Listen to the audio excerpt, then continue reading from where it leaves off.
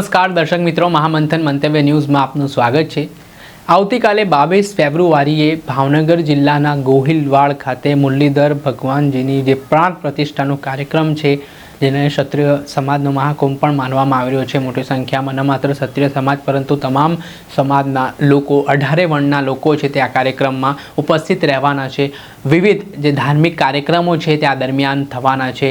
ભક્તિમય વાતાવરણ છે તે સર્જાવા જઈ રહ્યું છે। આને લઈને પત્રકાર જગદીશ મહેતાએ લોકોને મોટી સંખ્યામાં આ ભાવનગરના ગોહિલવાડ ઉમટી જવા માટે હાકલ કરી છે।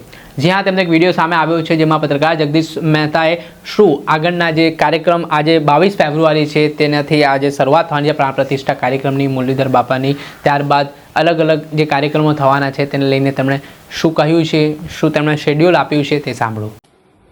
જય માતાજી।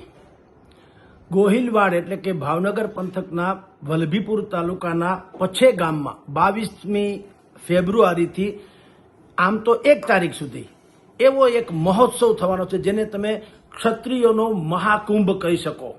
18 વર્ણને લાગુ પડે એવો આ અવસર છે। અવસર તો શું, જે ક્ષત્રિય સમાજના ઈષ્ટદેવ જેને કહેવાય મુરલીધર દાદા એટલે ભગવાન કૃષ્ણનું મુરલીધર સ્વરૂપ, એનું ત્યાં નિજ મંદિરમાં એ પ્રતિષ્ઠા કરવાના છે। અને ગધેથડ આશ્રમથી પૂજ્ય લાલ બાપુ, તપસ્વી ઋષિ જેને કહી શકાય, કળીકાળમાં જે અત્યારે અસંભવ લાગે એવી સિદ્ધિના જે સ્વામી છે એવા પૂજ્ય લાલ બાપુ ત્યાં પધારવાના છે। 26મી તારીખે પધારવાના છે અને એના તરફથી જે તે દિવસે પ્રસાદ પણ બધાને વિતરિત કરવાનો છે।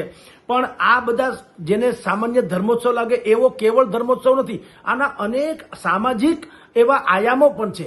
જેમ કે આ સમગ્ર કાર્યક્રમ દરમિયાન પૂજ્ય રમેશભાઈ ઓઝા એટલે પૂજ્ય ભાઈશ્રીની શ્રીમદ ભાગવત કથા પણ છે, સવારે 7 થી 1 વાગ્યા સુધી। બપોરના મોટિવેશનલ સ્પીકર્સ એટલે કે તમારા અને મારા જીવનમાં ઉજાસ પાઠ જે ફાળવી શકે એવા જેને કહેવાય અત્યંત ઉચ્ચતમ કોટીના વક્તાઓ જે છે એ પણ ત્યાં પોતાનું જ્ઞાનનો લાભ આપશે। અને સાંજે જે આપણી ભાતીગળ પરંપરા જે છે, લોક સાહિત્યને ડાયરાથી માંડી અને સાંસ્કૃતિક કાર્યક્રમ, આમ 22મી ફેબ્રુઆરીથી આમ જુઓ તો 1 તારીખે નિજ મંદિરમાં મુરલીધર દાદાનો પ્રતિષ્ઠિત કરવામાં આવે ત્યાં સુધી સળંગ જે ધર્મોત્સવ ઉજવવાનો છે, એમાં દેશ દેશાવરના ક્ષત્રિયથી માંડીને 18 વર્ણના લોકો આવશે। પણ એની મજા જુઓ છો, સામાજિક સમન્વયની પણ આમાં એક બહુ મહત્વપૂર્ણ ઘટના ઘટી છે।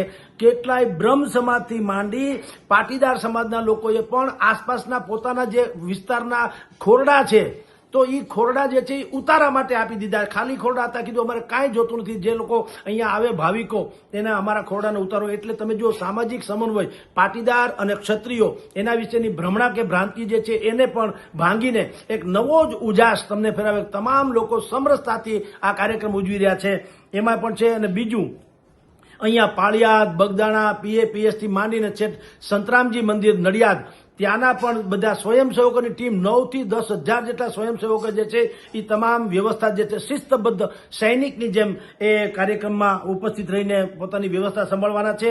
આ આખા 10 દિવસીય કાર્યક્રમ દરમિયાન 551 કુંડી મહાવિષ્ણુ યાગ પણ થવાનો છે।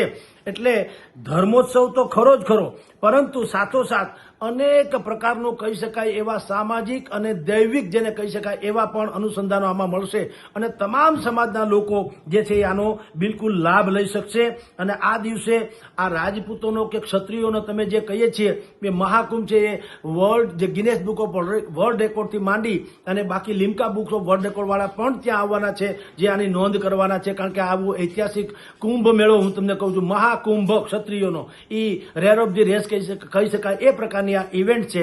મને પછે ગામના જ ધંબા બાપુ એટલે ધર્મેન્દ્રસિંહજી ગોહિલ જ્યારે કંકોત્રી આપવા આવ્યા, મેં વાંચ્યું કાર્યું, એમાં જોયું કે કેવળ ધર્મોત્સવ નથી, આમાં તો અનેક રીતે કાર્યક્રમોનું આયોજન કર્યું છે। ન કેવળ મહાપ્રસાદમાં હરિભક્તો જમશે લાખોની સંખ્યામાં એવું નહીં, આસપાસના 54 ગામમાં પશુ પક્ષી એ પણ ભૂખ્યા ન રહે અને પૂજ્ય લાલ બાપુએ કદર કરી છે અને એને પણ ચારો કે દાણો મળી રહે એવી પણ વ્યવસ્થા કરવામાં આવી છે। એટલે જીવ માત્રની તમે જુઓ આમાં બિલકુલ નોંધ લેવામાં આવી છે। અને આ પ્રકારનો જે ધર્મોત્સવ થઈ રહ્યો છે, આ મૂર્તિ જે છે મુરલી મનોહરજીની, આપણે બધા જ જાણીએ છીએ કે કોઈ ક્ષત્રિય મુરલી મનોહરજીના ખોટા સોગંદે ન ખાય અથવા તો એના નામે લીધેલું વચન જે છે એને પ્રાણ જાય પણ વચન ન જાય એવી રીતે પાલે છે। તો આ પ્રકારના જે મુરલીધર મહારાજ છે એટલે ભગવાન કૃષ્ણની મૂર્તિનું જ્યાં પ્રતિષ્ઠિત થવાનું છે એ અવસર ગોહિલવાડના વલભીપુર તાલુકાના મેં કીધું તેમ સૌથી મોટું ગામ છે પછે ગામ, જે 500 ખોરડા ગોહિલોના છે ત્યાં ઉજવવાનો છે. હું તો ત્યાં દર્શનાર્થે જવાનો છું, સ્વાભાવિક છે, તો લાભ લેવાનો જ છું પૂજ્ય લાલબાપુના દર્શનથી માંડીને પૂજ્ય રમેશભાઈની કથા શ્રવણનો.